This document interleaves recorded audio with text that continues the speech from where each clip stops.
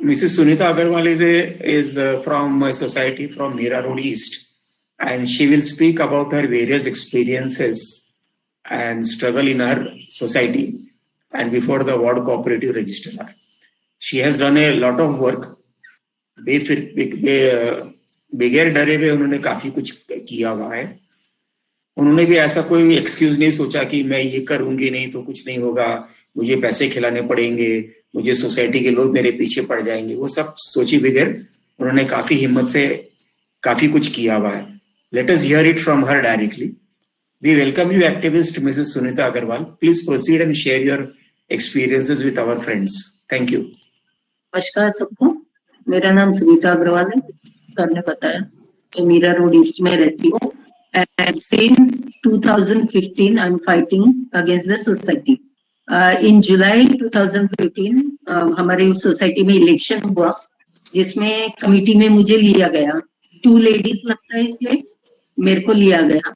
और उसमें फिर मतलब ये एक्सपीरियंस आया मुझे कि जो चेयरमैन सेक्रेटरी है वो सब कुछ सिर्फ वो ही 2 लोग कर रहे हैं, ना तो कमेटी मीटिंग ज्यादा कुछ लेते हैं.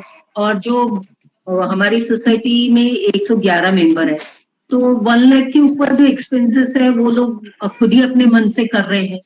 दूसरी सोसाइटी के साथ कोऑर्डिनेट करके 3-3, 4-4 लाख का काम कर रहे हैं, लेकिन कमेटी में कुछ बताने को तैयार नहीं है. बाकी लोग कुछ बोलने को तैयार नहीं थे. मैंने उनको फिर लिखा कि आप एक प्राइवेट लिमिटेड कंपनी की तरह कैसे चला सकते हैं सोसाइटी. हम सब मेंबर है और एज पर द रूल हम सब रिस्पॉन्सिबल है. ये जो भी आप करेंगे उसमें हमारे भी भागीदारी होगी. और ये फाइनेंशियल मामला है, लेकिन उनको तो जो करना था वो ही कर रहे थे वो लोग. उन्होंने कुछ ध्यान नहीं दिया क्योंकि मैं अकेली बोल रही थी.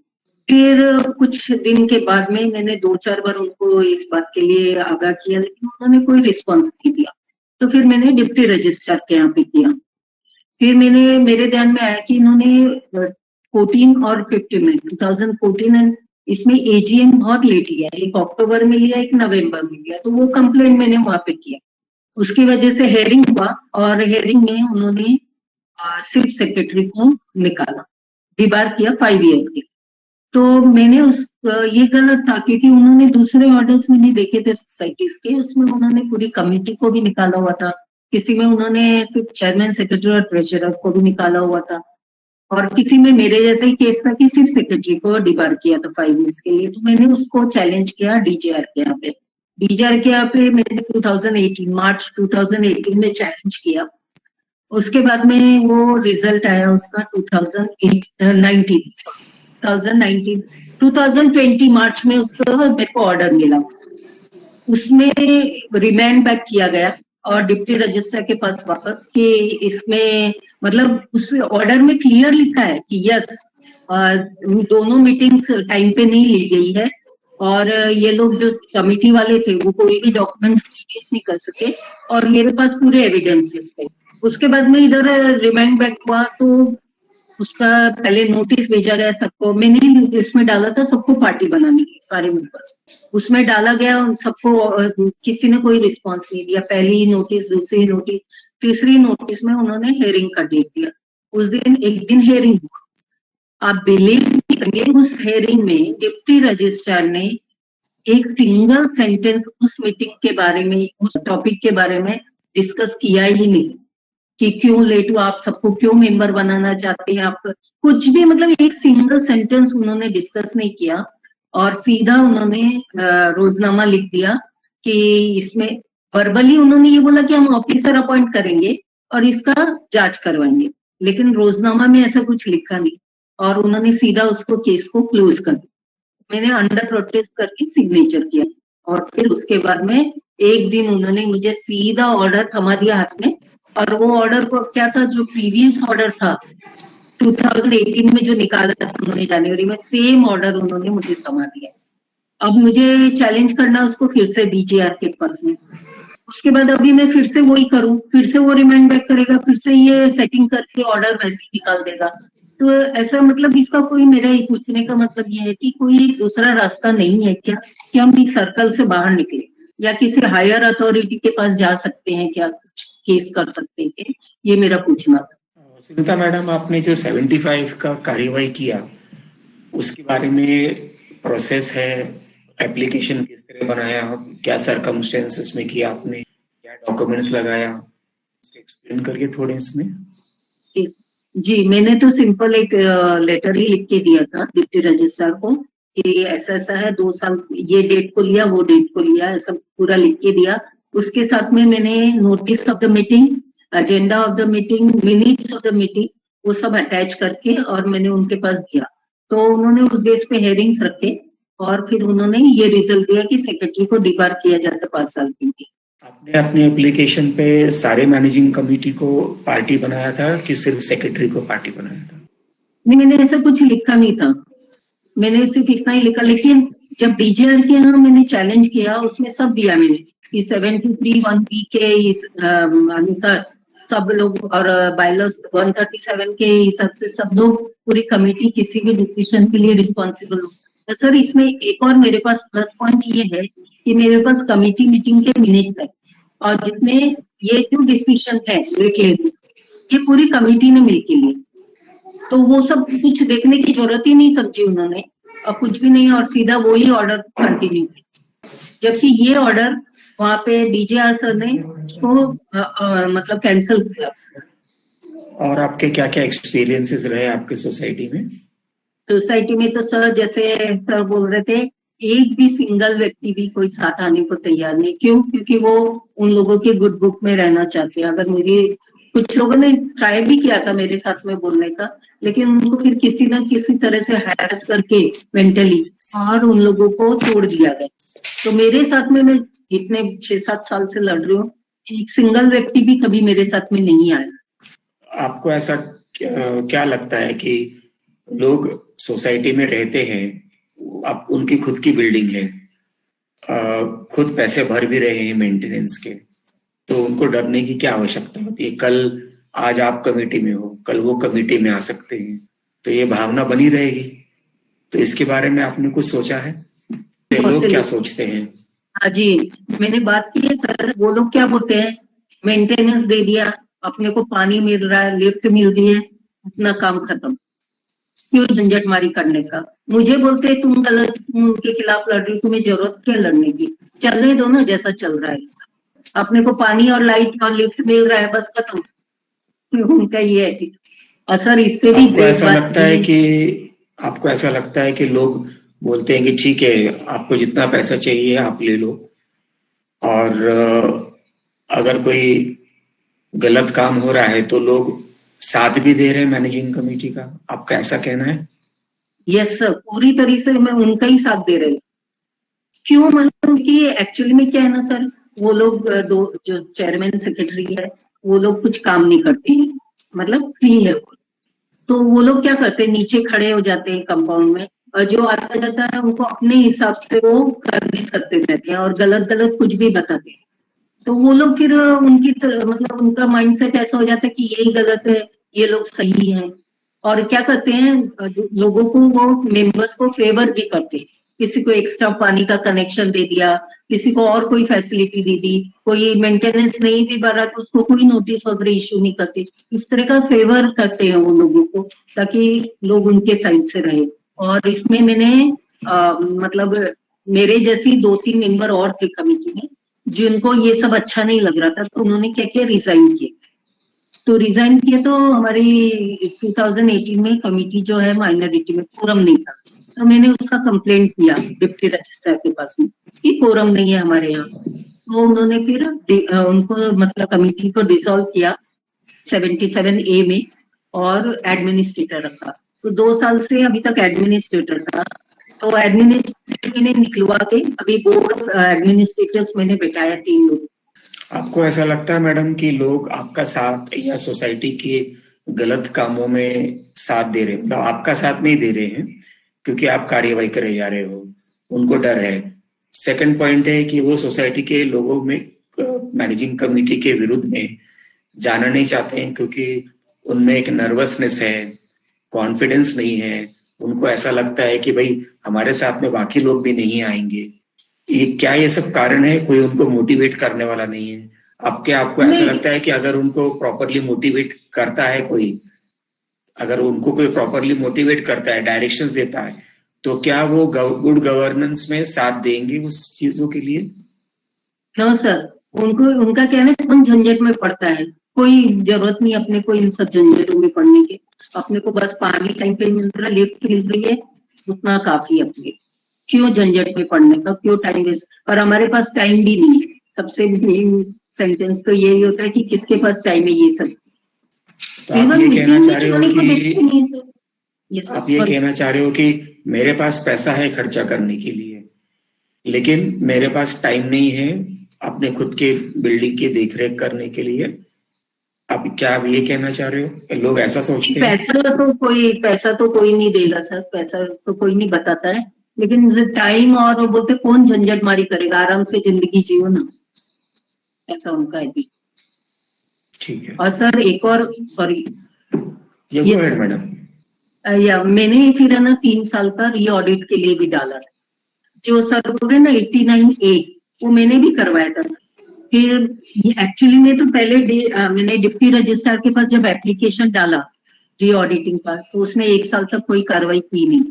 फिर मैं पूना गई, पूना जाके मैंने कंप्लेंट किया कि देखिए 89A का ये रिपोर्ट आया है, इसमें ये है, मुझे इसमें री ऑडिटिंग चाहिए। तो 3 साल का उन्होंने ऑर्डर निकाला पूना से, तो उन्होंने 2 साल तक कोई पॉइंट ही नहीं किया। फिर से मैं पूना गई, फिर पूना में अब कंप्लेंट किया, तो उन्होंने एक लेडी को अपॉइंट किया। वो लेडी ने फिर महीने तक ऐसे ही टाइम पास किया, लेटर डाल दिया मेरे को डॉक्यूमेंट्स दो, एडमिनिस्ट्रेटर डॉक्यूमेंट्स नहीं प्रोवाइड करा था, मैनेजर है जिसमें हमारी सोसाइटी, उसके बावजूद भी वो नहीं प्रोवाइड करा था। ऐसे 6 महीना निकाले, डिप्टी रजिस्ट्रार को लिखी लेटर, और फिर बाद में उसकी शादी होगी, वो छोड़ के चली। नेक्स्ट ऑडिटर फिर 1-2 महीने बाद और अपॉइंट, उन्होंने भी 2-4 महीने ऐसे नहीं का अपॉइंटमेंट हुआ था नवंबर 19। उसके बाद में उन्होंने जनवरी तक कुछ नहीं किया, फरवरी में 1-2 बार आए वो, और फिर उसके बाद तो लॉकडाउन हो गया।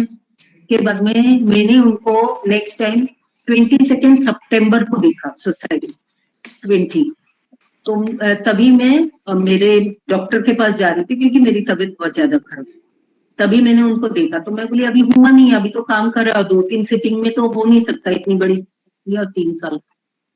फिर मुझे अनफॉर्चुनेटली कोविड प्रेस हुआ, फिर मैं इसमें सेंटर में होम आइसोलेशन में, और उसके बाद में मुझे बहुत ज्यादा मतलब उसका पोस्ट कोविड को बहुत ज्यादा इफेक्ट, तो मैं 3-4 महीने बहुत ज्यादा बीमार थी, तो मैंने ख्याल नहीं किया। फिर जब फरवरी में थोड़ा मैं ठीक हुई, तो मैंने वहां पे लेटर्स डाले सब जगह, बेलापुर में भी डाला, यहाँ पे भी डाला, पूना में भी डाला, कि मेरे को अभी तक मतलब मेरे री ऑडिटिंग का क्या हुआ, मुझे कोई मैसेज नहीं है। और इनको ऑडिटर को भी मैंने डाला, सबको डाला, तो मेरे को कोई रिस्पांस नहीं मिला। फिर मैंने आरटीआई डाला, तो मुझे रिस्पांस आया कि वो तो आपकी अक्टूबर में ही बन गई थी, और अक्टूबर में आपको लेटर भेजा गया था, आप आई नहीं, और वो तो एडमिनिस्ट्रेटर को भी दे दिया था, डिप्टी रजिस्ट्रार, और ये होने तक उसके ऊपर री ऑडिट रिपोर्ट के ऊपर 88 की इंक्वायरी भी निकल चुकी। Very good. और फिर मैंने बोला ठीक है, आपने मुझे उसकी कॉपी, मेरे लेटर मिलते नहीं है, सब गायब हो जाते हैं, कर दिए जाते हैं, मतलब मेरे तक पहुंचने नहीं दिए जाते। तो मैंने बोला ठीक है, आप मुझे आरटीआई डाला मैंने कि आप मुझे उस लेटर की copy. I was shocked to see that letter sir. वो 26 सितंबर इनको ये कमिटी को पता चल गया था, कमिटी तो नहीं थी सॉरी, जो प्रीवियस कमिटी मेंबर्स थे उनको पता चल गया मुझे कोविड है, तो उन्होंने 26 तारीख को लेटर बनाया वहां से, और 1 तारीख को मुझे वहां पे आने को बोला है, और बीच में सैटरडे संडे भी था। अब मैडम देखिए, आपने कितना बड़ा काम किया हुआ है। आप सेटिंग की बात करते हो, वर्ड यूज कर रहे हो सेटिंग का। छोटा सा मैं खुलासा कर दूं अपने दोस्तों के लिए भी, आपने 81 की कार्यवाही करवाई, फिर 89 की भी कार्यवाही करवाई, आपने 88 की भी कार्यवाही करवाई, आपने 75 में भी कार्यवाही, 83 की भी करवाई, 75 की भी करवाई।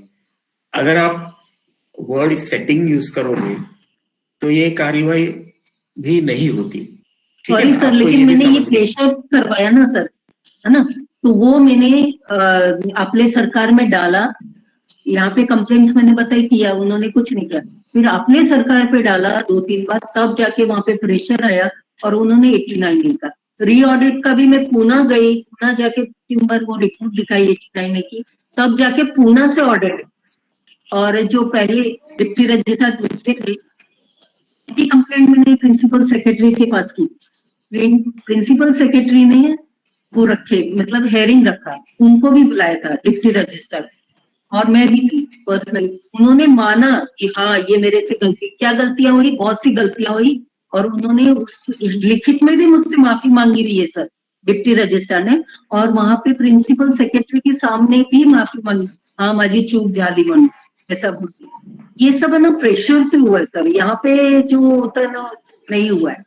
और इसके लिए मुझे कितने धक्के खाने पड़े सर, कितने बार पूना गई हूँ, कितने बार प्रिंसिपल सेक्रेटरी के पास गई हूँ, कितने बार बेलापुर ऑफिस गई हूँ मैं, डीएससी के बेलापुर भी गई हूँ, डीजीआर के बेलापुर भी गई हूँ, इधर डीएससी थाना में भी गई। बहुत चक्कर काटे सर मैंने, इतना चक्कर काटे तब जाके ये सब हुआ है सर, नॉर्मली नहीं हुआ है सर। नॉर्मली ना हुआ हो, लेकिन आपने अपने खुद के काम के लिए आपने कोई सेटिंग नहीं किया हुआ है। मेरा कहने का मतलब वो है कि और किसी ने अगर सेटिंग किया भी है, लेकिन अगर आप पीछे पड़े रहो उस चीज के, एक्शन लेते रहो, आपको ऐसा लगेगा कि भाई फर्स्ट एप्लीकेशन में एक्शन हो जाए। तो यूजुअली टिपिकली सरकारी ऑफिसेस में फर्स्ट एप्लीकेशन पे एक्शंस नहीं होते, उनके पास भी काम का लोड भी ज्यादा होता है, सुस्ती भी होती है, कई अलग फैक्टर्स भी होते हैं। लेकिन आपने जो किया, आपने वो एक हिम्मत काम किया, नॉन स्टॉप फॉलो करते चले गए आप, तब जाके आपने इतना अचीव किया। आगे भी आप अचीव करोगे। आपने जो बताया तो बाकी लोग आपको अप्रिशिएट करते हैं उस चीज का कि आपने ये सब काम किया हुआ है। एक और चीज बता दूं सर, मैंने please. जो 89A का रिपोर्ट बना था ना सर, उसमें भी सब मतलब बराबर नहीं बना, वो फिर भी ठीक है, इट्स ओके। उसके बेस पे मैंने डॉक्यूमेंट्स मांगे 2016-17 से डॉक्यूमेंट मांगे, उन्होंने नहीं दिए। कई बार लेटर्स लिखा, सोसाइटी को भी लिखा, डिप्टी रजिस्ट्रार को भी लिखा, लेकिन नहीं मिले मुझे डॉक्यूमेंट्स। फिर मैंने आरटीआई डाला, 1 बार डाला, 2 बार डाला, 3 बार डाला, आरटीआई में भी कोई रिप्लाई नहीं। फिर मैंने फर्स्ट अपील डालना शुरू, फर्स्ट अपील में भी कई बार डाला, लेकिन मेरे को कोई रिप्लाई, फिर मैं थक गई, फिर मैंने सेकेंड अपील डाला बेलापुर में। सेकेंड अपील डाला तो उसमें हेयरिंग्स हुआ, उसमें उनको शो कॉज नोटिस निकला कि आप 15 डेज में डॉक्यूमेंट्स दो, और आपने क्यों नहीं दिया ये 30 डेज में हमको क्लैरिफिकेशन। लेकिन उन्होंने कोई भी उस पे एक्शन नहीं लिया, ना तो पीआईओ ने लिया ना एफए। फिर उसके बाद में अभी 27 जनवरी को 21 फाइनल हेयरिंग, उसमें मेरे 5 थी एप्लीकेशंस, उसमें 3 में उनको 5-5 हजार रुपए पेनल्टी लगाए। Very good. और एक का तो उन्होंने पता नहीं ऑर्डर ही नहीं निकाला है, और एक में उन्होंने रॉन्गली ये मेंशन किया है, मतलब उनको बताया गया कि डॉक्यूमेंट्स मिल गए। अगर डॉक्यूमेंट्स मिल गए मुझे, रिसीविंग तो होगा ना उनके पास, या उन्होंने कोई रिप्लाई मुझे भेजा है या कोई लेटर, उसका उनके पास प्रूफ तो होना चाहिए ना, उसका नहीं है। लेकिन फिर भी उनको एसआईसी ने माफ किया, चलो ठीक है, मैंने भी जाने दिया, कोई बात नहीं। लेकिन इसके बावजूद भी आज तक ना तो उनसे वसूली हुई है, मेरा इंटरेस्ट वसूली में नहीं है, लेकिन मैं बता रही हूँ कि ना तो कोई वसूली हुई है उनसे, ना उनके खिलाफ जो डिपार्टमेंट को ऑर्डर दिए गए थे कि इनके खिलाफ कार्रवाई करो, कोई कार्रवाई नहीं हुई है, ना मुझे आज तक डॉक्यूमेंट्स मिले। आपने जितना भी किया अभी तक भी जी, वो काफी कुछ कर लिया मैडम, इट इज अप्रिशिएटेड। आपको और कुछ बोलना है? One moment, let the speaker conclude, please. अभी मैंने एडवाइस जो बोर्ड ऑफ एडमिनिस्ट्रेटर्स हैं, उनसे भी मैंने डॉक्यूमेंट्स मांगे, बैंक में भी आरटीआई किया, लेकिन सब जगह से मुझे नेगेटिव ही मिलता है। ओके मैम, हेलो, ठीक है। Mister Govind max Punjabi, that's me. in 2 minutes, in 2 minutes, please. Okay. I will read just to Hindi ज्यादा। I have a question for Mrs. Sunita Agarwal. I heard her whole story, which is everybody has. I have maybe 100 times more. Okay. Did you spend a lot of money, time, and stress on your ordeal and on your ordeal? Can you hear me, Mrs. Sunita Agarwal? Yes sir, I'm here. Did you spend? You must have spent money time, stress, going through all your ordeal. Am I right? Yes, yes, sir. Okay. My, Did you my get, whole family life is disturbed because of this, sir. okay. Did you get compensated for it? No, sir. Okay. Nothing. Would you like to be compensated? No, sir. You don't want your money I back just from want the that? culprit should Yeah. get the punishment. That's So I'm working on the thing that they should be penalized. Okay, either the thing 25K they're doing, which are precedences already. So I'm trying to work out that why the plaintiff shouldn't be compensated. You think the office bearer will keep paying thousands of rupees for every mistake they do? Yes or no? yes, sir. They will pay. They have to pay, not Means the society. yes, sir. They have to Yes, pay. what? Yes, sir. Office bearer. Yes, sir. If they have to pay, you think they will continue paying? Or they Sir. will do the job? Will they do the job then? No, sir. They are retired person. Means No, I'm chairman, asking a secretary. question. I'm Yes. asking a question. I will speak very slowly. I think there's some distortion. If there is a law that the office bearer for not giving documents within 15 days or so, and you complain to registrar once, just throw a letter or send by speed post, and they are penalized, and you get that compensation with all expenses money. You like that idea? Of course, sir. I like. You don't like, then you can give that to me. I will do it No, for you. no, sir. I will like. Yeah, but No, then what I will will- happen? What will happen? Will they keep paying penalty or they will do the job properly? That's what you want. Because we have given already 2 times or 3 times them chance, no, but they are not doing their job proper. Ma'am, I'm repeating again. This is the final solution. It's not easy, but it's not impossible. If I get support, fine. Otherwise, I'm going to war on my own. I'm just waiting things to open. In 2 years, I learned a lot of things. I waited there for 8 hours for so many days. Spent thousands of rupees last 7 years. I was not here, but my brother was doing. So now tell me something. If the office bearer are penalized, okay, for each instance, few thousand, and you can say, see, I incurred expense. I went Pune, I went this, I went by flight and all. So let them decide to pay you or not. If anybody is an office bearer here, I don't think so.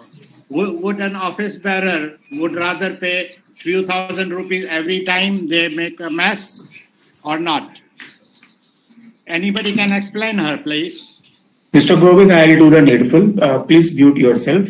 Sunita madam, Govind साहब ये पूछ रहे हैं आपको कि अगर कानून में ऐसा कोई प्रोविजन है जिसमें मैनेजिंग कमेटी को पेनलाइज करें और वो पेनलाइज का जो कंपनसेशन वो आपको मिले, तो क्या वो आपको पसंद आएगा? आपने इसके बारे में एक जवाब ऐसा दिया हुआ है कि आप कंपनसेशन की ज्यादा चिंता नहीं करोगे, आपका मुद्दा ये रहेगा कि मुझे जस्टिस मिले। यस, इसके बारे में और कुछ कहना चाहते हैं तो गोविंद साहब को आप जवाब दीजिए। नो, तो अभी इनको चाहिए, ठीक है, पैसा नहीं चाहिए, तो एक बात बताओ मुझे, बहुत लोग लेंगे पैसा, आप भी लेना चाहिए। क्यों? अगर वो काम नहीं करते, उनके ऊपर कुछ नहीं है, दे आर द बॉस, दादागिरी है।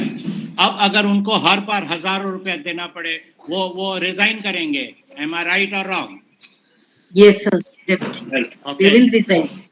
They will Yes. resign. So Yes. why don't we concentrate on that? I'm going to fight whether I get support or not. I put my phone number, email under Murli Punjabi Max, whatever. So if anybody wants to contact me, because I can tell you, you talk for whatever minutes. I can talk for hours and days. I've been tortured. Okay, they have tortured me. Now I'm the enemy. I don't know. Maybe they will send me a hitman. Okay, I won't be alive then probably. So see you. Bye. Thank you. Mr. Mohammed, Yes. you wanted to ask something? Yeah. Yes. I'm Noah Joseph Matthew. Basically, I know Sunita ma'am very personally. She is really sincere in her work, and she has got a lot of judgments, like all the orders. But even my case was similar to hers, so we know each other. And literally, she has fought. But one thing, what I wanted to tell about her is she should have appointed a good advocate, because technically, when an advocate speaks out, she would have got justice much earlier, because she was just running around, because this joint register or district register, they only understand the technicalities of the they try to take out the loopholes of the laws, and they work on it. And I do agree, she has spent a lot of money. She has spent 35,000 for doing a re-audit, and I know it is going to go down the drains, because even I have spent 18,000 from my pocket to do a re-audit, which I got the order after running for almost 6 to 9 months. And after that, I got the auditor who has done that wrong mistake, where I asked for the cancellation of the panel. He has unknowingly or knowingly, he has found my account number and deposited 18,000 to my account. And that complaint is also with my deputy registrar, that illegal transaction has been done. I can assure you, if Sunita madam goes little more serious about her matter, she will get all the justice, all the compensation, because huge amount she has spent, not less than 1 lakh rupees or more than that. So she is on the right track, but technically she needs a legal advisor along by her side, so that she can. But again, the costing will go up, because no legal advice is given free of cost. So she is on the right track basically, but the delay for this, I would suggest what we can do for the illegalities or the delay from the government officials, whether they can be tackled for delaying the process by years together. They are not responsible to do their work, only giving fake excuses for not doing the work. So we should get into that mode basically. And Mr. Matthew, Sunita madam has done a lot of work. Yes. Without the help of any legal professional. It is appreciative.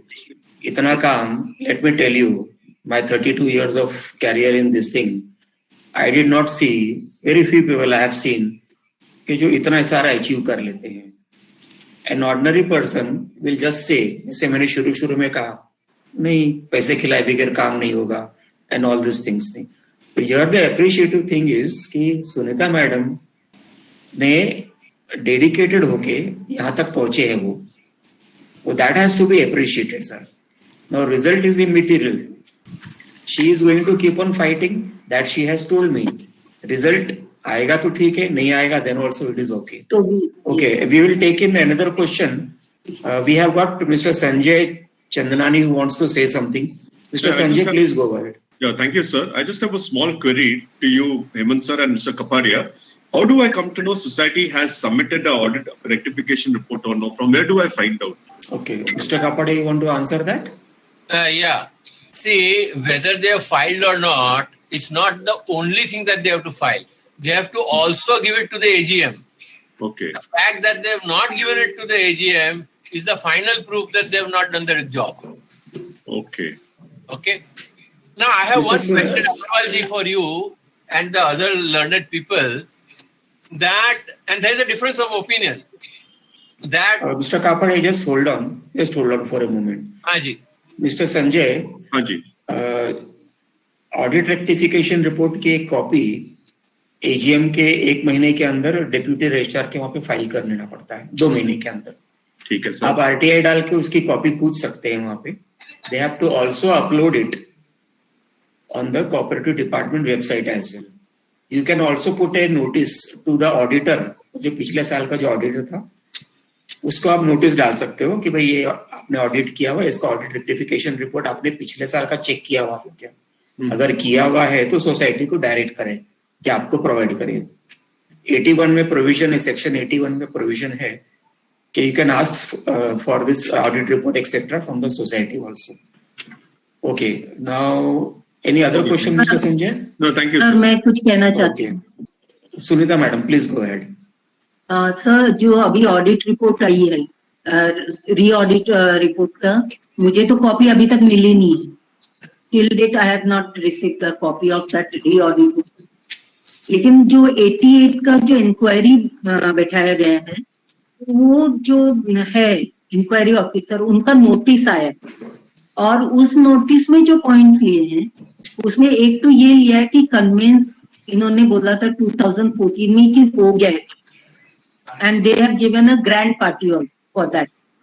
But अभी report में आया है कि ऐसा कोई convince हुआ ही नहीं है, ओनली एग्रीमेंट हुआ है बिल्डर के साथ में और वो एग्रीमेंट भी रजिस्टर्ड नहीं है. इस अगर तरह कोई का है तो डॉक्यूमेंट्री एविडेंस आपके पास में है, अगर कोई डॉक्यूमेंट्री एविडेंस आपके पास में है कि उन्होंने पहले बोला कन्वेंस हुआ है बाद में नहीं हुआ है, तो you also have an option of filing a criminal case on all the relevant persons.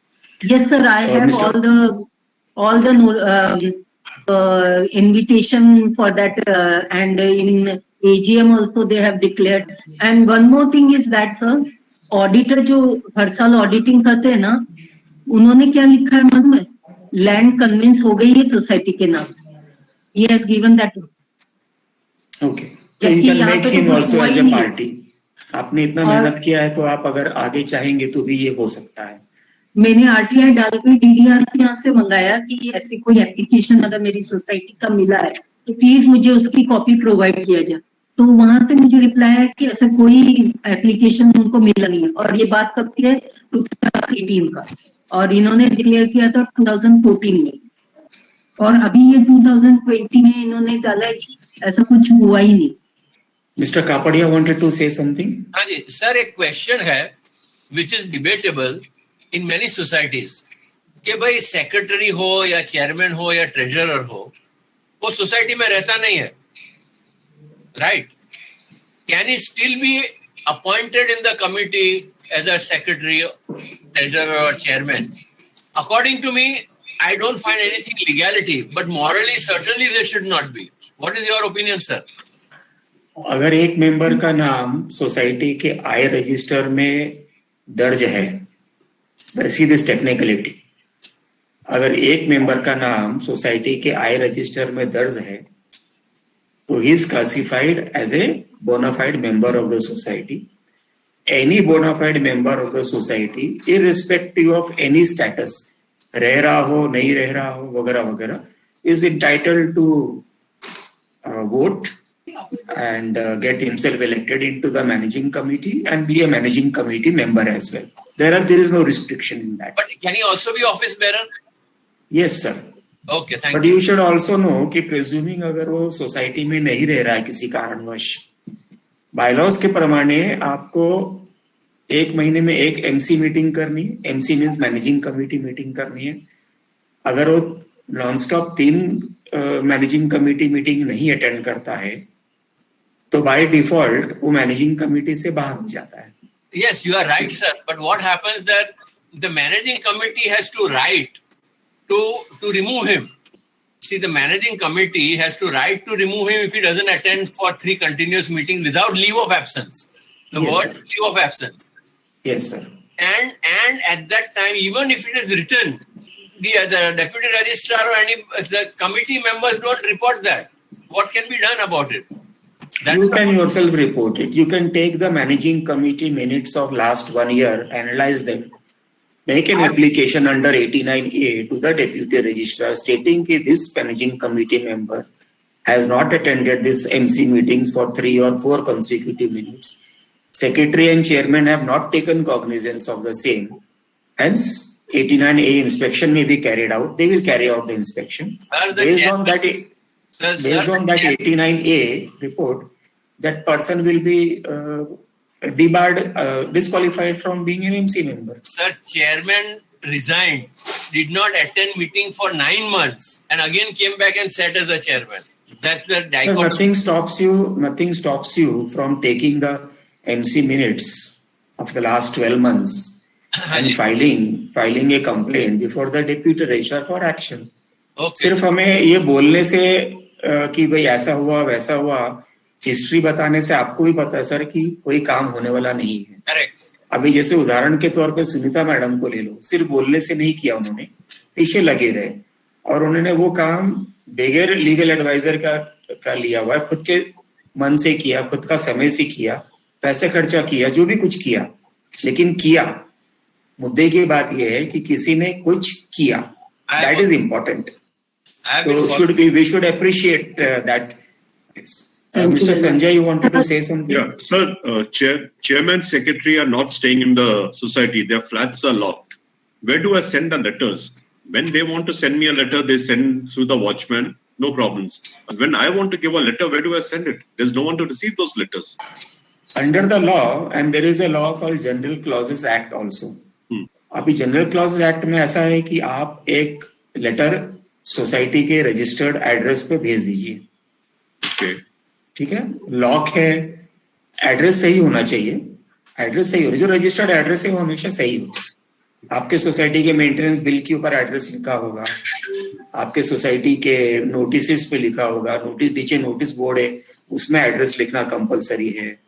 Society का रजिस्ट्रेशन सर्टिफिकेट में एड्रेस होगा, आपको जो एजीएम वगैरह के नोटिस आते हैं उसमें एड्रेसेस होगा. तो those addresses are conclusive and इररेफ्यूटेबल.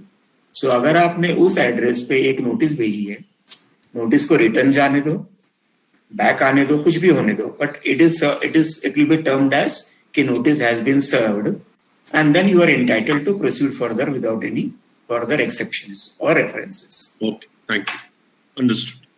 Sir मैं ये पूछना चाहती थी कि जो मैंने अपना प्रॉब्लम बताया 75.5 का, उसमें मेरे पास डीजेआर के यहाँ चैलेंज करने के अलावा भी कोई ऑप्शन है क्या? Because it is never ending process ना, कि फिर मैं डीजेआर के पास, फिर डिप्टी के पास, फिर डीजेआर के पास. तो इसका कोई और दूसरा कोई सोल्यूशन है क्या प्लीज? इस पे ऐसा कोई खास सॉल्यूशन नहीं है except for going before the cooperative department and filing a thing. Now typically क्या होता है, डीआर ने 75.5 का ऑर्डर निकाला, जी सर, आपने प्रॉपर एप्लीकेशन नहीं किया हुआ, ऐसा मेरे समझ में आ रहा है. इन द सेंस आपने उस एप्लीकेशन में कम से कम तीनों ऑफिस बेरर को इंक्लूड तो करना चाहिए था आपको, चेयरमैन, सेक्रेटरी, ट्रेजरर को. एंड टिपिकली अगर मैं होता तो मैं सारे मैनेजिंग कमेटी को इंक्लूड करता, उनका रिटन स्टेटमेंट्स आता कि भाई हमने इस गैर कानूनी काम में साथ दिया है या नहीं दिया. अभी मानो आपके 17 की मैनेजिंग कमेटी उदाहरण के तौर पे, उसमें से 10 लोग ये बोल देंगे आपको, रजिस्ट्रार साहब को, कि भाई हमको इसके बारे में कुछ भी पता नहीं, हम उस मैनेजिंग कमेटी मीटिंग में नहीं थे. वो अपना रिकॉर्ड मंगाएगा, चेक करेगा, बोलेगा ठीक है ये 10 लोग नहीं थे तो आप 7 के अगेंस्ट में हम ऑर्डर निकालते. लेकिन अल्टीमेटली 75 सेक्शन के अंदर डिस्क्रिशन जो है, मनमानी काम करने का जो डिस्क्रिशन है, वो डिप्यूटी रजिस्ट्रार को दिया है. उसके परिभाषा में अगर ये निकलता है कि नहीं सिर्फ ये एक आदमी रिस्पॉन्सिबल है, तो उसी को डिस्क्वालीफाई करेगा. लेकिन सर मेरे पास तो प्रूफ है प्रॉब्लम ना ये कि है पूरी कि कमेटी ने लिया है. तो ये आपने अपने एप्लीकेशन में प्रॉपरली दिखाया नहीं है. जैसे आपने शुरू में लिखा है बोला, सर, सब दिया है मैंने, पूरा एविडेंस वगैरह सब दिए सर. उन्होंने कुछ डिस्कस ही नहीं किया, मैं बता रही हूँ ना सर, उन्होंने सीधा एक शब्द भी नहीं बोला और सीधा क्लोज कर दिया केस. कोई इंक्वायरी नहीं, कुछ नहीं, कुछ भी नहीं. अब डीजीआर पे एक बार अपील करके देख लो, रिवीजन डाल के देख लो और देखो क्या होता है. बार बार घूमना फिरना नहीं होगा. सर तो डीजीआर सर को ऑर्डर निकालने का मतलब अधिकार ही नहीं है, वो वापस रिमांड बैक करते, तो फिर हम डीजीआर के पास की प्रोसेस क्यों डाली हुई है सर इसमें? कानून का प्रोसेस है 152 और 154 के अंदर में. यस, कानून का प्रोसेस तो फॉलो करना ही है ना. जैसे आपने 75 का प्रोसेस फॉलो किया, 88 का किया, 81 का किया, 89 का किया, ये सब प्रोसेस है. ना चाहते हुए भी हम लोग ऐसे प्रोसेस, हमारे पास चारा नहीं, we have to do it, there is no other option. और सर ये जो 86(1) में जो मैंने री ऑडिट करवाया, इसमें ना सर क्या बोलते, उसमें 81 इन्होंने 2 बार section. Major repair fund collect किया, 2 बार कमेटी ने 2 बार मेजर रिपेयर फंड कलेक्ट किया.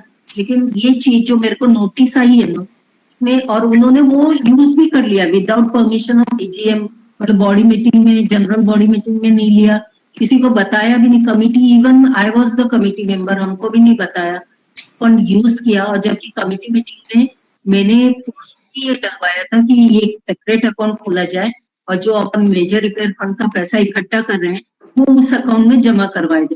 उसके बावजूद भी ये मिनट्स है कमेटी मीटिंग की, उसके बावजूद भी उन्होंने ना तो अकाउंट खुलवाया, उस पैसे को यूज किया, और वो चीज मेरे को जो नोटिस आई है ना उसमें वो पॉइंट नहीं है, क्योंकि ये रिपोर्ट तो मुझे अभी तक मिली नहीं है। ठीक है madam, you are entitled to file as many as possible 89A applications for separate things. What I suggest typically कि अगर 5 इश्यू है तो टिपिकली एक 89 एप्लीकेशन में 5 इश्यू को मत डालिए, एक एक हफ्ते के गैप में एक एक इश्यू को डालिए, ताकि आपको फाइट करने के लिए भी जगह भी मिल जाए और डेप्यूटी रजिस्ट्रार को उसको कार्रवाई करने के लिए भी कोई बहाना ना बचे। कोशिश करें, इतना कोशिश किया तो और भी कोशिश कर ले। Anybody else wants to? Yes, madam. We are all with you. If you see your chat box, there are so many people who have appreciated it. Thank you very much. Mr. Naimish, आपको कुछ बोलना है? Yeah, I want to please. ये बोला था मुझे ये है कि ये लोग जो दादागिरी करके यही हमको दबा रहे हैं, तो कर क्या सकते, कोई रास्ता आगे समझ में नहीं आ रहा है। या तो हम सब इकट्ठे हो जाएं और कोई ऑफिस चले जाए अपने अपने। आप ऐसा कर सकते हो, एक छोटा सा प्रोसीजर आप कर सकते हो। मंत्रालय में डेस्क ऑफिसर बैठता है, मंत्रालय बिल्डिंग में C13 रूम में डेस्क ऑफिसर बैठता है जी। उसको एक शॉर्ट और ब्रीफ, एक पेज का या बहुत होगा तो 2 पेज का एक कंप्लेंट लेटर फाइल करो। ये सब चीजों के बारे में वेरी ब्रीफ डिस्क्रिप्शन में आप डाल के दीजिए उस चीज को। Let him proceed on that further, ठीक है? He will issue necessary directions. Even you can write to the cooperative commissioner, but I think writing to the desk officer at Mantralaya produces more better and faster results. We'll try that. We'll try. Yes, please do that. Please do that. C13. Yeah, just simply write desk officer, Department of Cooperative Mantralaya, Mumbai. That's it. उतना में आपका काम बन जाएगा। Personal जाने की जरूरत नहीं है। कोविड के समय घर पे रहिए सर, पर्सनल क्या है? 20 रुपए में आपका स्पीड पोस्ट पहुंच जाएगा। 20 रुपए में आपका स्पीड पोस्ट पहुंच जाए। That is true. C13 बस कोविड खत्म हो जाएगा तब आप यहाँ आ जाइए। अभी इस समय जाने की आवश्यकता नहीं, ये मेरी राय है। The benefit of all the participants, I would like to say, इसके पहले हमने एक सेशन किया था जहाँ पे मिस्टर यजदी मोतीवाला फ्रॉम पूना, उन्होंने अपने रेफ्यूज एरिया के बारे में हम सबको बताया था। वेबिनार होने के 4 दिन के बाद में उन्होंने जो भी कार्यवाही किया रहा होगा, 31 मई को उनकी पूरी की पूरी मैनेजिंग कमेटी ने प्रेशर में आके रिजाइन कर दिया और वहां पे बोर्ड ऑफ एडमिनिस्ट्रेटर अपॉइंट हुआ। PMC पूना म्युनिसिपल कॉर्पोरेशन ने वहां पे उसे डिमोलिश करने तक का भी ऑर्डर निकाल दिया हुआ है। प्रोबेबली कुछ दिनों के बाद में यजदी साहब हमें इस चीज के बारे में भी बताएंगे। And mister Ramesh Babu sir, आपसे भी उम्मीद है कि आप भी 2 शब्द बोले सुनीता मैडम को। Mister Ramesh Babu Silveira is a lawyer and he was a member of the consumer court. Member in the sense हम उसे टिपिकली साधारण लैंग्वेज में जज बोलते हैं, वहां पे मेंबर बोला जाता है। फोरम के member, court consumer court forum के मेंबर हो गए। तो वहां पे उनको 5 साल का लाइफ तजुर्बा रहा है, हजारों जजमेंट्स उन्होंने निकाले, उनको जिंदगी में एक बहुत बड़ा तजुर्बा रहा है। आपके मैटर में रमेश बाबू साहब आपको कुछ बताएंगे। Mister Ramesh Babu please. Thank you very much. Your words will be valuable to her, sir. Yeah, definitely. I will try to explain. मैं हिंदी में बात करूंगा because the conversation हिंदी में ज्यादा समझ रहे सब लोग।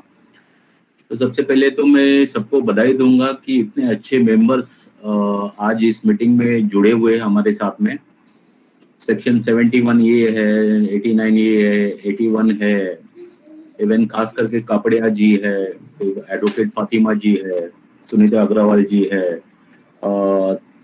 हमारे दूसरे भाई साहब है, दलियाला साहब है वगैरह। काफी अच्छा एक्सपीरियंस वगैरह दिया है। तो मेरे तजुर्बा से मैं इतना ही बोलूंगा सब मेंबर्स को कि आप लड़ते रहो, क्योंकि लड़ने से ही तुमको आपको जस्टिस मिलेगा। ये मेरा तजुर्बा है। और दूसरा तजुर्बा ये है कि आप थोड़ा पेशेंस रखो हर चीज में। यानी कि हर चीज आप जो ऑब्जेक्शन उठा रहा है, जैसे कि नैमिष ब्रह्मा भट्ट का केस उन्होंने मुझे फोन भी किया था, सारी चीज मुझे बताया था।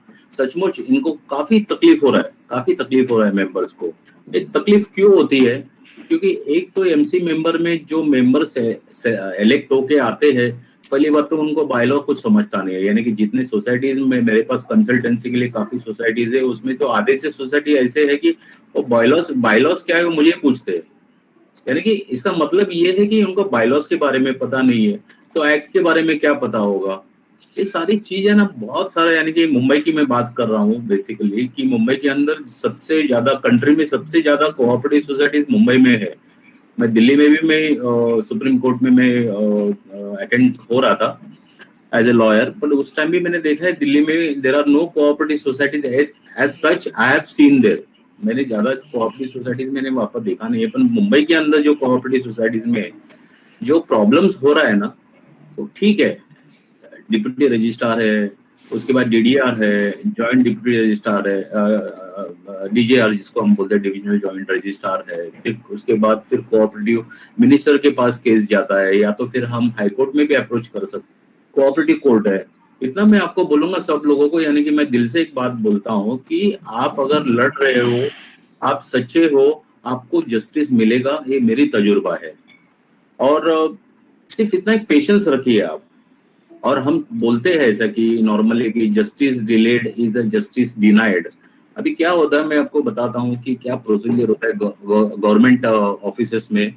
मंडे आता है, ऑफिसर लोग, मेरी तजुर्बा बोल रहा हूँ, ये मेरा ओपिनियन है कि ऑफिसर लोग ज्यादा करके मुंबई के बाहर से आते हैं, तो मंडे के दिन उन लोग आते हैं, समझो वो अपने टाइमिंग के हिसाब से आते हैं, कि जो लास्ट डे होता है उनको वापस जाना होता है उनके घर में वगैरह, वो चले जाते हैं। तो बीच में के जो दिन बचते हैं उसके अंदर आप तो समझ सकते हो किस तरह से होता है वगैरह। अभी कोविड के अंदर तो ठीक है, कोविड का बहाना सब लोग लेते हैं, उसको हम डिनाई नहीं कर सकते, पर काम तो हो ही रहा है। मेरा भी काम हो रहा है एक्चुअली, मैंने भी ऑर्डर्स लिए, तो ऐसा नहीं है कि काम नहीं हो रहा है।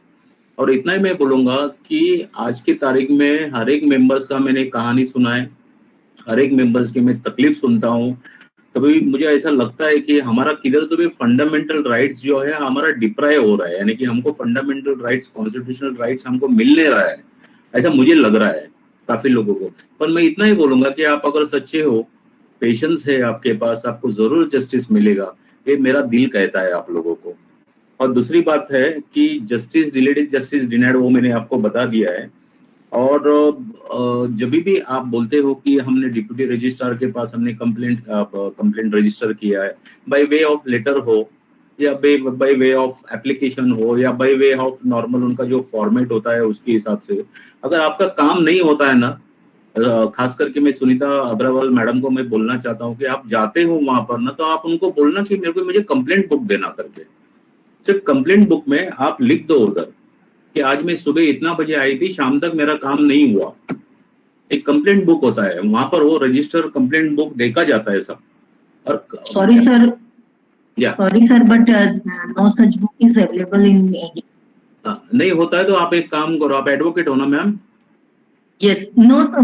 या यू आर नॉट एडवोकेट, तो एक काम करो, जब भी कभी गया आपका काम नहीं हुआ है ना, शाम को जब भी आप वहां से निकलेंगे ना, एक लेटर लिख देना और इनवर्ड में सबमिट कर देना बस, एज ए प्रूफ। Okay. आज मैं इतना टाइम से आया हूँ, इतना टाइम में मेरा काम नहीं हुआ है वगैरह। और काफी सारे ऐसे चीज है जो मैंने देखा है कि सचमुच। अभी एक सोसाइटी का मेरे पास काम आया था कि बहुत 75 की जूनी बिल्डिंग है, और 75 में तभी बिल्डर लोग बहुत अच्छे थे, अभी भी कुछ बिल्डर्स अच्छे हैं, नहीं ऐसा नहीं है, उन्होंने सोसाइटी को कन्विंस भी दिया है।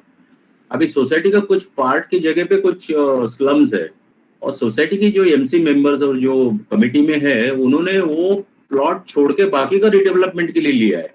अभी कितना, यानी कि डेफिशिएंसी इन सर्विसेज है on the part of societies, तो क्या करें, इसको हम जस्टिस दिलाना चाहते हैं। और मैं हेमंत अग्रवाल जी को तो मैं यही बोलूंगा कि ऐसा कुछ एक फोरम बनाओ, क्योंकि आज डिजिटल मीडिया में हम सब लोग एक दूसरे से बातें कर रहे हैं, जैसे कि व्हाट्सएप है, फेसबुक है, तो ऐसा भी एक फोरम मुझे बनना चाहिए, ऐसा मुझे लग रहा है बॉम्बे के अंदर, कि किसका भी अगर ग्रेवियंस अगर होगा किसी भी चीज के ऊपर, उसको हम लोग पुट अप करें एक फोरम बन के हम लोग, या डिप्टी कोऑपरेटिव कमिश्नर है अभी आज के तारीख में पुणे में जो कोऑपरेटिव कमिश्नर जो है ना, बहुत अच्छा आदमी है वो, उनको भी एक लेटर भी अब अगर फॉरवर्ड किया ना, मैं अब जब कभी भी वहां पर एप्लीकेशन करता हूँ मुझे अच्छा रिजल्ट मिलता है, वहां से रिप्लाई तो आता है एटलीस्ट कम से कम। अभी मैं वही टाइप कर रहा था जो डॉक्टर विश्वजीत पतंगराव कदम, एक कोऑपरेटिव मिनिस्टर का मैं टाइप कर रहा था, उतने में हेमंत जी ने मुझे बोला कि बात कीजिए करके। मैं आप हेमंत जी लास्ट कंक्लूड करने के टाइम में ये सब लिख दूंगा, आप थोड़ा स्क्रीनशॉट लेके रख देना, उनका ईमेल एड्रेस भी है, डायरेक्ट फोन नंबर भी है, मैं लिख दूंगा उसके अंदर, तो आप जरा उसको स्क्रीनशॉट करके रख दीजिए, वहां पर भी एक लेटर आप भेज दीजिएगा। और वो जो है state minister for cooperation and agriculture, social justice and special assistants, food and supply, consumer and minority and Marathi language, ऐसा उनका पद है एक्चुअली, मंत्रालय में बैठते हैं, उनका फोन नंबर भी है, मैं टाइप करूंगा, उनका ईमेल एड्रेस भी है, and he is basically secretary, I think so, because next उनका ही नाम दिया हुआ है, ऑनरेबल श्री बाला साहेब पाटिल जो है कोऑपरेटिव मिनिस्टर है, उनके बाद इनका नंबर आता है, तो इनको भी आप अगर आपका जो भी कुछ ग्रेवेंस है आप भेज दीजिएगा उनको। और मैं तो इतना ही चाहता हूँ कि आपको लड़ना है ना, लास्ट तक लड़ते जाओ आप, जैसे कि कपड़िया साहब ने भी नंबर दिया है, कुछ असिस्टेंट कपड़िया साहब भी देंगे, हमारे दूसरे भाई साहब भी थे वो भी आपको देंगे, कोऑपरेट करेंगे।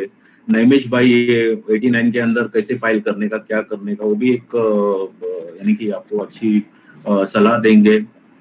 और मेरे लायक अगर कुछ होगा तो डेफिनेटली हम हेल्प करने का सोच रहे हैं, यानी कि हमारे और भी कुछ कलीग्स है, उनके साथ में हम सोच रहे हैं कि एक ऐसा एक फोरम बना, ऑलरेडी एक फोरम हमने बनाया है, बहुत अच्छा फोरम चल रहा है वो, बाद में हम लोग लाइमलाइट में भी आ जाएंगे, बट एक फोरम ऐसा बनाएंगे कि कॉमन आदमी, जैसे कि मैं बोलता हूँ कि जैसे कि मैं भी एक कोऑपरेटिव सोसाइटी में रहता हूँ बांद्रा में, मैं कोई कमेटी में वगैरह नहीं हूँ, क्योंकि मैं घूमते रहता हूँ, इसके लिए सोसाइटी का काम नहीं कर पा रहा हूँ, इसके लिए मैं कोई पद वगैरह नहीं लिया है। बेसिकली हर सोसाइटी मुंबई के अंदर ना Mumbai district federation cooperative, Mumbai district federation का मेंबर होता है, एंड मुंबई डिस्ट्रिक्ट फेडरेशन जो है वो पूरा सोसाइटी को गवर्न करता है। जब मैं एक फील्ड में नहीं था, जब मैं उनके पास जाता था एडवाइस के लिए, मुझे भी ऐसे कुछ चीज मालूम पड़ता है तो I used to go for advice, तो उन लोग बोलता है नहीं, हम लोग सेक्रेटरी चेयरमैन या एमसी मेंबर रहेगा उनको हम यानी कि एंटरटेन करते हैं, तो आम आदमी को, आम पब्लिक को कौन एंटरटेन करेगा, इजंट इट? तो हमको फिर ऐसे फोरम कुछ बनाना चाहिए कि जहां पर हम कि हम एज ए मेंबर हम फाइट कर सकेगा दूसरे से, और जितना भी हो सकेगा मैं तो बोलूंगा कि लॉ के बुक्स पढ़िए, एक्ट पढ़िए, बायलॉज पढ़िए, उसके साथ में जो रिसेंट जजमेंट्स जो आता है गूगल में जाके चेक करिए, मैं तो बोलूंगा अवेयरनेस होना चाहिए। हेमंत जी मुझे लगता है कि मैंने ज्यादा ही बोल दिया है, तो सब मेंबर्स को वंस अगेन थैंक्स। और एक सजेशन मैं और एक करना चाहता हूँ बिफोर आई फॉरगेट, क्योंकि 1986 में कंज्यूमर प्रोटेक्शन एक्ट आया था, तभी क्या एक डिजिटल मीडिया वगैरह कुछ आया नहीं था, तो डिजिटल मीडिया, ऑनलाइन मार्केटिंग वगैरह वगैरह, when as and when that time changes ना, तो अमेंडमेंट होके अभी 2019 में जो अमेंडमेंट हो गया ना, उसमें उसके अंदर एक पार्ट ऐड किया है उसने, वो पार्ट है यानी कि पूरा चैप्टर है वो, that is alternate disputes and resolution system का एक एडिशनल उसके अंदर चैप्टर ऐड किया है, एडीआर।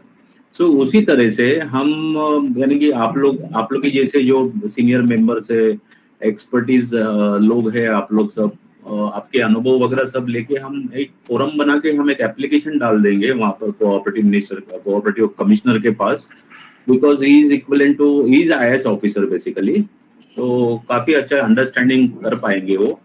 तो हम ऐसा कुछ एमसीएस एक्ट में भी ऐसा कुछ एक्ट अमेंडमेंट कर लेंगे कि ताकि कोई जो एक्सपीरियंस्ड आदमी होगा उनको हम दे देंगे कि ऑल्टरनेट डिस्प्यूट्स का इश्यूज उनके पास पहुंचा के इमीडिएट विद इन 30 डेज या विद इन 45 डेज हम किस तरह से उसको रिजॉल्व कर सकेगा, किस तरह से उसको जजमेंट दे सकेगा, किस तरह से उनको हम बोलते हैं ना कि अवार्ड पास करेंगे, वो हिसाब से हमको अप्रोच करना चाहिए। क्योंकि सिंपल से सिंपल अगर मैटर भी होता है ना कि एप्लीकेशन भी डीआर के पास हम लोग करते हैं ना, he gives next date that is after 1 month, और 1 मंथ के बाद सामने वाला नहीं आएगा तो और 1 मंथ। अभी मेरा एक दोस्त है, सिंपल एग्जांपल बताता हूँ कि there is some repairing was going on in building, repairing चल रहा था, रिपेयरिंग करते करते बिल्डिंग इतना चूना हो गया कि उसका बालकनी टूट गई, अभी बालकनी का वो एस्टिमेट दिया नहीं था उसके अंदर, तो कॉन्ट्रैक्टर बोलता है कि मैं वो काम नहीं करूंगा, और सोसाइटी बोलती है कि तुमको तो काम करना है, क्योंकि आप काम करते करते वो बालकनी का एडिशनल आ गया है। आज भी वो बालकनी ओपन है मैडम, हेमंत जी, आज भी वो बालकनी करीबन मुझे लगता है 2 साल हो गया वो बालकनी ओपन है, कोई भी कभी भी गिर सकता है वहां से। उतने में कोविड भी आ गया, क्या करेगा? ठीक है सर, आपने जैसा सुझाव दिया, I am working on A small project, I am working on how to go about it. I'm working on creating an ADR forum, mutual forum, got nothing to do with the government. It will be an independent functioning forum by voluntarily participating society and the aggrieved members. वो forum का काम ये होगा कि आपका सुने, उसका सुने और अपना फैसला सुनाए। एक्सेप्टेबल है तो वेल एंड फाइन, नहीं एक्सेप्टेबल है then the forum will initiate through its legal cell to file appropriate legal proceedings against the aggrieved member and or against the society, if required against the department as well. So this will take a long time to work out, but it will be done. That is for sure. But it requires a lot of fine tuning. I am trying to circumvent, and I won't say circumvent, I am trying to cut out the government machinery from this ADR process. So it can be done. That is what I'm confident of. It requires fine tuning. One fine day we will have a Google Meet of this thing between like-minded invitee people, and then we can proceed further. It can be done, sir, and it will be done. Please do It will that. be done.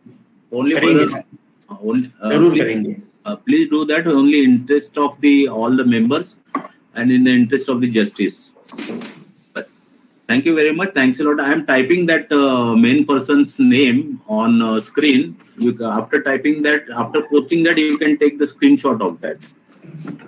Sir, please put your contact details also in the chat box. Okay, I'll People do have requested your info. Please put in your. Oh, it is directly going there.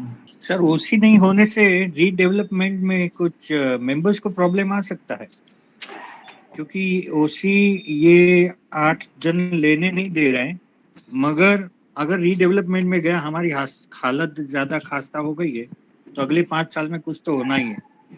तो ये कुछ इनका समझ में नहीं आ रहा फंडा। Members को लॉस होगा, उनको फायदा होगा, कुछ बेनिफिट होगा, इसलिए ये ओसी नहीं लेने दे रहे। मिस्टर रमेश बाबू, नेमिश साहब का एक टेक्निकल क्वेरी है। ऐसा उसी नहीं है, रीडेवलपमेंट करना चाहते हैं, हो सकता है, नहीं हो सकता। आप चूंकि रीडेवलपमेंट में बोल चुके हैं, कन्वेंस पे बोल चुके हैं, तो एक छोटा सा क्वेरी, शॉर्ट आंसर ब्रीफली। जब भी नया जो बिल्डर्स जो आते हैं ना, जब भी बिल्डर्स कोई भी प्रोजेक्ट में जब भी इन्वॉल्व करता है ना, he is ready to spend the money like anything, whether that is a department हो, बीएमसी हो, स्टैम्प ड्यूटी हो, या जो भी कुछ डिपार्टमेंट है, they have gone spending it. First of all तो देखो, आपका बिल्डिंग का ओसी नहीं है, ओसी नहीं है तो क्यों नहीं है वो देखना चाहिए। ओसी नहीं है मतलब इसका मतलब ये एक ही हो सकता है कि as per the approved plan जो बीएमसी में सबमिट किया है उसके हिसाब से बिल्डिंग नहीं होगा, नंबर 1। या तो बिल्डिंग जब ओसी का टाइम आ गया था, तभी उस जमाने में ओसी का टाइम आ गया तो कुछ मेंबर लोगों ने एडिशनल कुछ कंस्ट्रक्शन किया होगा, just like a balcony enclose करना है या और कुछ करना है, वो होगा। या तो फिर क्या होता है, आईओडीसीसी करके होता है, आईओडीसीसी यानी कि intimation of disapproval stroke CC यानी कि commencement certificate, and that means that BMC gives the permission to construct the building subject to some points which is given in IODCC. उसका compliance नहीं हुआ होगा, तो ये सारे compliance आज की तारीख में भी हम करके उसको ले सकते हैं ओसी। ओके, ओसी मीन्स ऑक्यूपेशन सर्टिफिकेट। ओसी होगा तो फिर आपका कन्वेंस का काम भी होगा। अभी कुछ जगह पे विदाउट ओसी भी कन्वेंस ऑलरेडी है, कन्वेंस हो गया है, मगर इनको क्या है, ओसी नहीं देते हैं तो बिल्डर जो रिकंस्ट्रक्शन करने वाले हैं, रीडेवलपमेंट, वो हाथ लगा सकते हैं वैसी सोसाइटी को जिसको ओसी कर सकता है, ऐसा कुछ नहीं है। मतलब इनको कुछ फायदा होगा तब ये ओसी नहीं होने दे रहे। हमारे पहले गार्डन था, वहाँ उन्होंने प्रॉब्लम है। Okay, we will take in two last questions. One is by Mr. Balkrishnan, and then last by Mr. Kapadia, and then we will conclude today's meeting. Yeah. Mr. Balkrishnan, please go Sir, ahead. I also have one question. Yeah, Yes, sir. sir, we have a society of about 98 members. There is some problem in one of the buildings. That is, the building, the flat plan is different, but it is constructed slightly with the modification. Because of this Urban Land Ceiling Act, it was in force at that time when the building was constructed. To overcome that, they have shown one flat as a split into two smaller flats, but constructed as one flat only. And we got OC, we got conveyance, and the society is managed very well. But presently, one new committee has come. They wanted to rake up this issue and ask all the members in that building to pay double service charge, double transfer fees, etc. So there is a fight going on between the residents of that one building and this new committee. How to resolve this issue? You got my point, sir? Yes, your point is कि you are having double flat, but as per BMC records, it is supposed to be a single flat. Am I correct, or is it right opposite? Opposite. Opposite. As per society So- record, it is single flat. As per the original plan submitted to the BMC, it is double flat. Okay. And now the society is looking to bifurcate this one appearing flat into two flats based on the BMC plans. Correct, sir? BMC, original plan. BMC original plans. Original, but there is no provision to bifurcate the flats because there are only single entry, single kitchen, single bathroom, single toilet, like that. There is how it can be bifurcated. There is no provision for doing that. What about the property tax bill? Is it showing two flats or Only one single. flat? Only single. That is confirmed? Yeah. No, not possible. Because my brother has two flats, they converted into one, but they have to charge entire thing as a two flats only. Individual two flats. Because maintenance will come also in two flats, 4 and 5. Flat number 4, flat number 5. You may make it one place, one flat. But the original plan is what? There was a 4 number and there was a 5 number. So you have to do double. You have to give both the flats maintenance, everything double. You can't give one. You can't fight for one because I have one. No, you made two flats one. That's No, what we your are not made. The builder has constructed single flat. हाँ, builder को बोला जाता है. He has not constructed two flats at all. At no time it was two flats. No, builder के map के अंदर. Even the beams and columns will not support dividing into two. Then Mr. Balakrishnan, you are sure that your flats property tax assessment is assessed to one flat in that particular area. मानो आपका flat का area 500 square feet है ना mister Balakrishnan 501 flat number 500 square feet का area. Am I correct? This is the single thing. या 500 mister Balakrishnan 501 290 mister Balakrishnan 502 ऐसा अलग से दिया हुआ है. In the original plan submitted, it is 501, 502, but in the society record, it is only one flat. And they have allotted membership also single, society membership. No, I'm asking is ki what is, how these two flats, so-called BMC plan ke do flats, how is it assessed in the property tax? As single flat. It's like single flat. Mr. Ramesh Babu, any comment?